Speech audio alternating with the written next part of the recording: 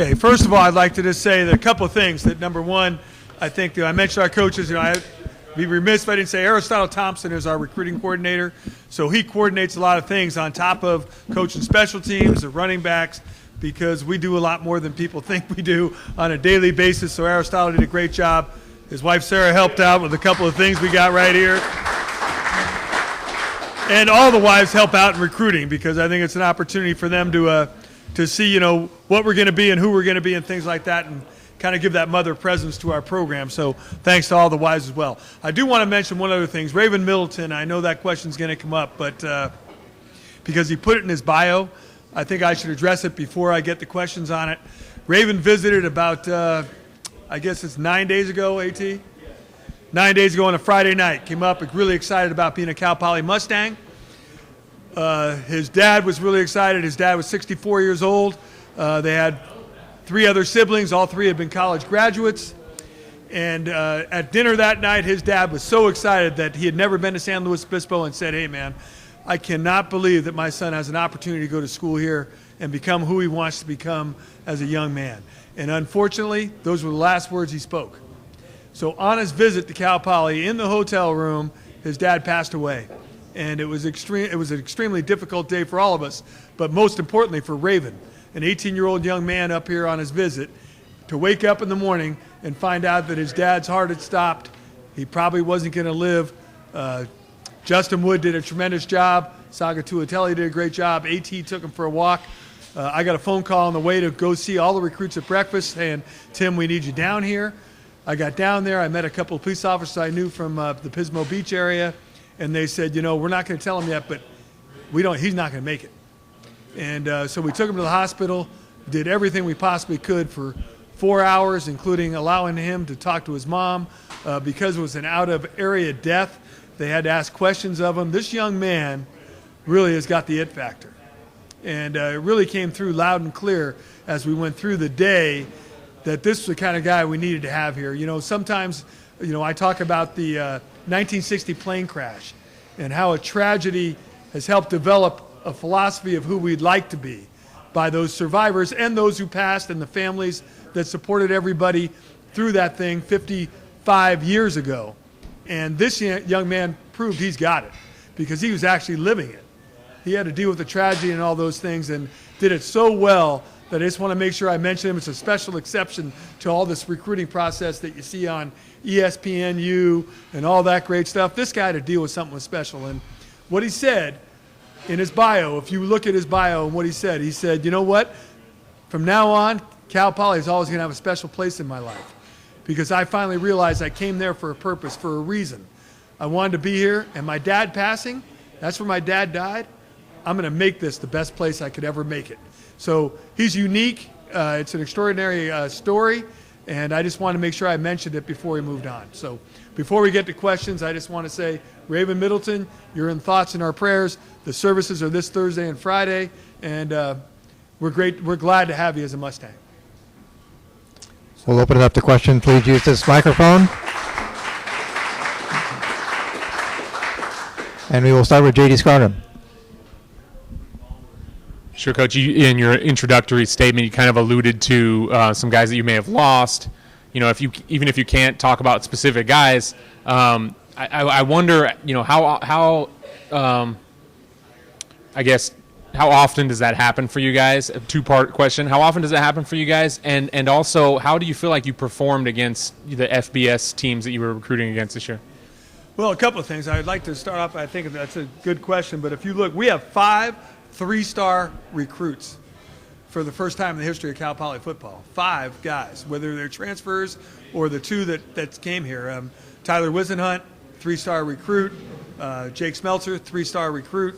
Plus 3 more transfer guys that are 3-star recruits. So number one, we've done an excellent job recruiting, period, number one.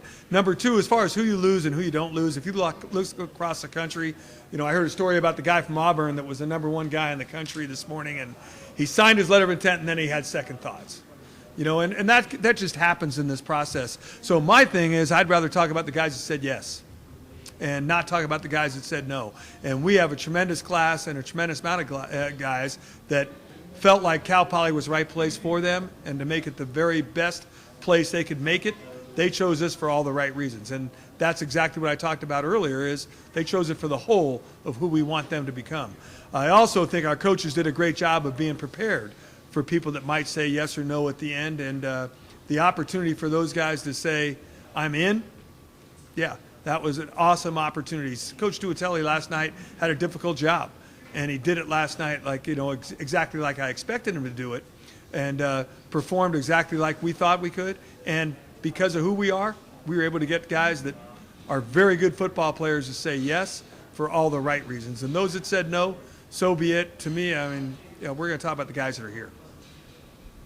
So how many scholarships are left after this class, and what do you imagine you'll do with them?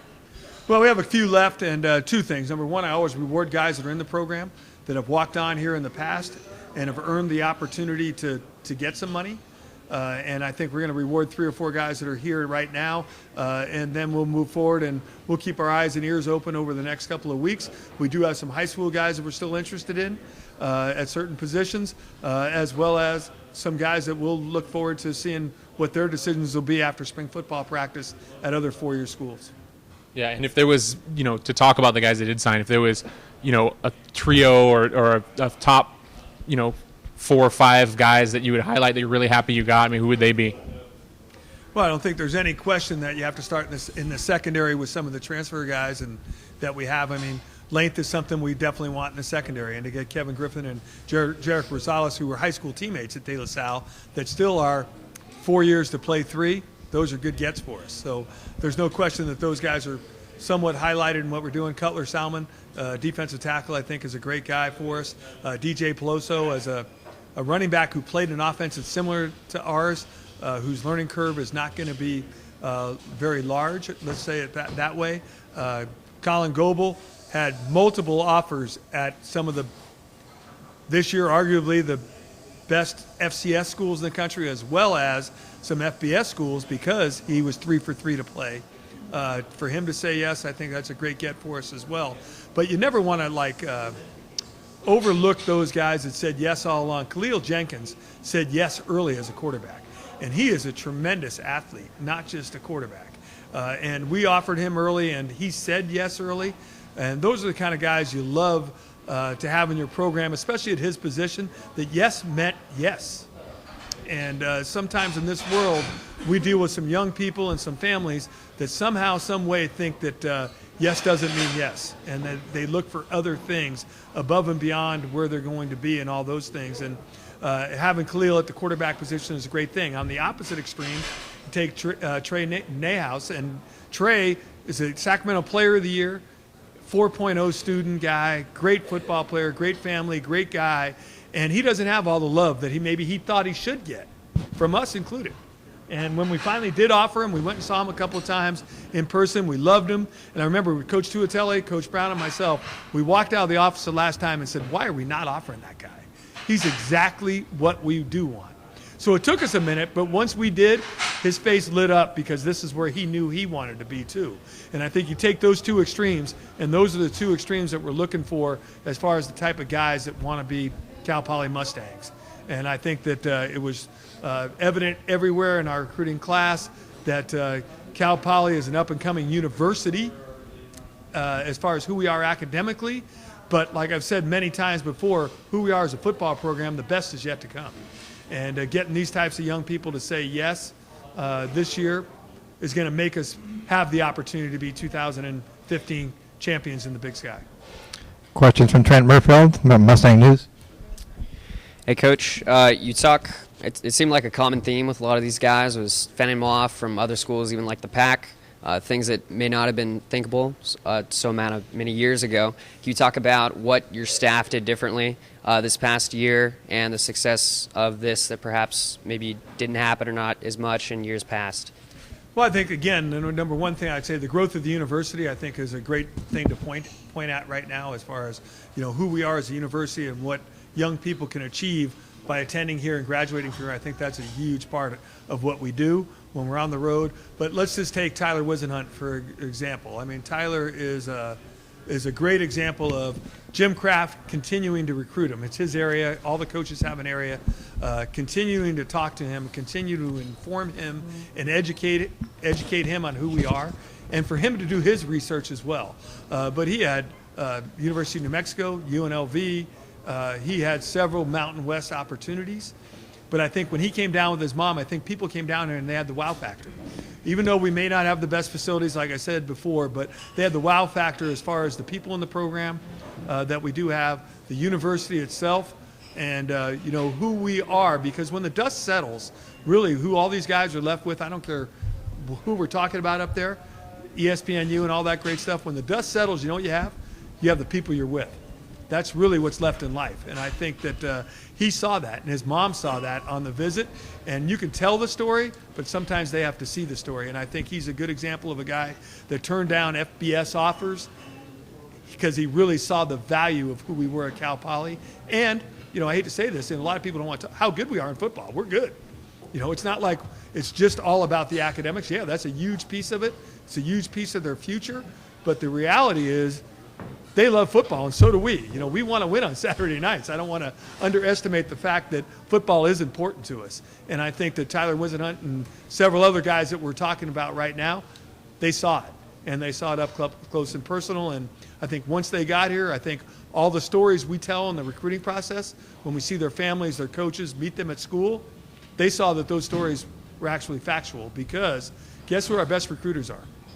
The guys that live it on a daily basis, our players. And I think they did a tremendous job as well, too, and should be thanked because they made us better. You touched on Calif a little bit, Coach. Is he a guy that you see long-term at quarterback, considering it's a position that you have a good amount of depth at, or is he someone that might change positions? Well, I think, you have Chris Brown coming back and coming off a tremendous year, which he'll probably be a Walter Payton candidate, I'm sure. But I hate to say anything, the guy that's in his equal is Dano Graves. And Dano has a redshirt year left.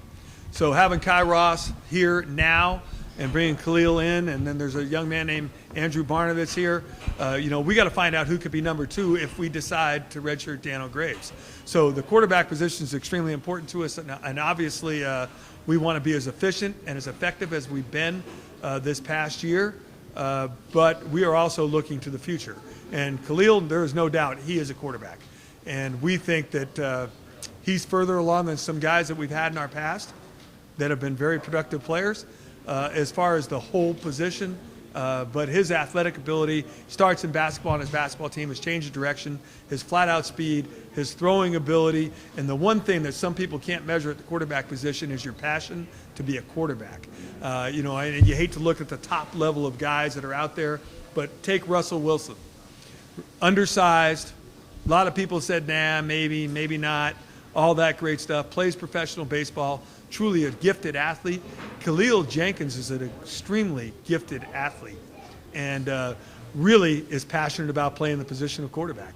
He's one of those guys that Coach Wood's going to have to throw out of the office at a certain point in time. So we're really excited that he said yes, and yes in October. To be honest with you, I'm sure he had a lot of opportunities to say yes to other schools, probably maybe at a different position, but he's a better quarterback than people give him credit for. And, I'll use this analogy, and I'll use 2 of them. I recruited Justin out of high school, our quarterback coach, and Dirk Cutter was at Boise State at the time, and Justin visited there, and they said, we really don't see you as a college quarterback. We see you as a college athlete. You could be an all-conference safety if you wanted to play safety. But Justin was, he was bent on being a quarterback. And we went to the house, and we talked to him. We said, you're a quarterback here. And he had to wait a couple years to do it, but all he did was play in the East-West game, sign with the Minnesota Vikings, play 7 years in arena football, had a great experience because he believed he was a quarterback. And Khalil Jenkins believes he's a quarterback. Chris Brown believed he was a quarterback. And I think sometimes in this process we get off center on opportunities to go play FBS and FCS. I won't mention another coach, but there was another coach here that made a good choice for himself at the Pacific Time. But there's a young man that took his job. The next day, we offered this guy a scholarship, and he took it, and he rushed for 6,400 yards in his career. And every time I see him, I saw him at Justin's wedding this year, he goes, tell so-and-so thanks for saying no. Because sometimes no gives opportunity to other guys that maybe didn't have that opportunity. So I think it's a tremendous opportunity for young people to take advantage of what they think is best for them. And that's what this whole process is about. Coach, I noticed you're talking about players and you talk about the type of person they are. Is the type of guy that you have off the field maybe underrated on days like today? Well, I think sometimes because of, and I really don't want to talk about it tonight, but, things that have happened in this past year and things like that, you get to, we're graduating in the 87th percentile of our players are graduating. And people, we're not like, there's no HIDA majors at Cal Poly. There is no place you can take a guy and say, go major in that, you'll be good. No. Number one, he's not going to get into school. Number two, he wouldn't be able to compete academically. It's impossible. And when you look at our majors, you're going to look at 12 or 13 engineering majors. You're going to look at 12 or 13 construction management majors. You're going to look at about 30 business majors, industrial technology. Our guys through and through are here not just to play football, although it's a Nick DeZubnar, he's done. He's finished. He's graduated. Construction management, 3-4 student. He's going to get a chance to play in the NFL. You look at Johnny Millard, Sullivan Gross, and Cole Stanford last year. All three signed NFL contracts. All three already had a business degree in their pocket. All three are working for businesses right now. They didn't make it. You know what they had? They had the opportunity to do everything that they set out to do in 8th grade, lying in a bed, saying, man, I want to play in the NFL. Did they ever say, I want to go play for Tim Walsh at Cal Poly? I'm sure that didn't cross their mind. There's no question about that. But the fact is, they had the opportunity to say, reality sets in, I'm still going to be the best football player I can be, regardless of whether it's USC or Cal Poly or Whittier College. I'm going to be the best I can be, and I want to play in the NFL. And all three of them achieved that opportunity to go play in the NFL. And you know what they did it with? As a mom and a dad, they did it with something in their back pocket that said, I got something to back it up with. So, yeah, it counts. And our coaches do a tremendous job of making sure that we think that we have the right guys for where we are. And I think they did a tremendous job again this year.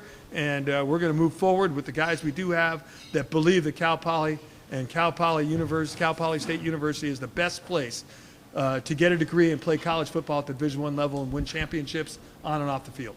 Traditionally, a lot of your guys take a redshirt year. Most of the recruits that come in do. Can you talk about maybe one or two guys who might not next year, or maybe that's something that you haven't decided yet? But who are some guys who might not redshirt and some guys who we might see on the field next year?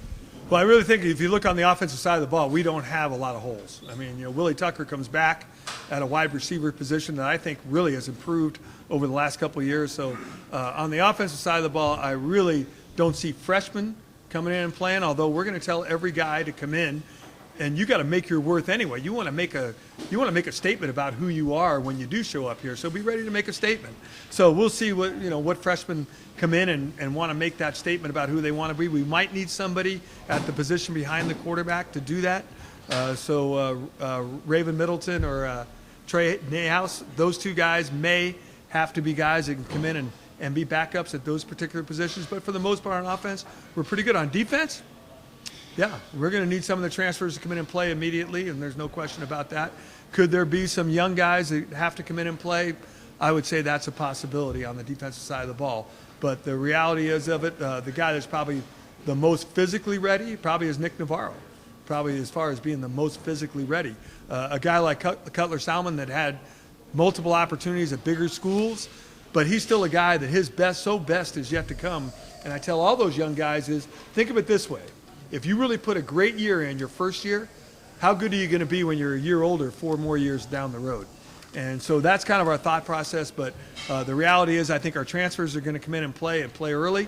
I think that maybe at the H position, the position behind the quarterback where Brandon Howe did so well last year, we may need some help behind Joe Prothro. But overall, we're really looking to let these guys grow and become adjusted student athletes in their first year. So defensively then would be the positions that might be a little bit thinner, that maybe you're even looking for more guys depth of the program wise as the recruiting season, I guess, moves on towards the everybody year. Looks at the signing day as the day, and it is the day. I mean, it's an exciting day for young people that have worked so hard to have the opportunity to come here. We have 2 walk-on offensive linemen, which I really don't think I can mention right yet, that have already said, yes, I'm coming. And they're going to be good players in our program, but they're going to be down the road players. You know, they're going to be guys that are going to help us. So we're looking for those types of guys at some walk-on positions for us on certain things. But we still do have a couple of scholarships available. And if you asked me off the top of my head, I would say that they would be at defensive tackle or defensive end would definitely be positions we're looking at.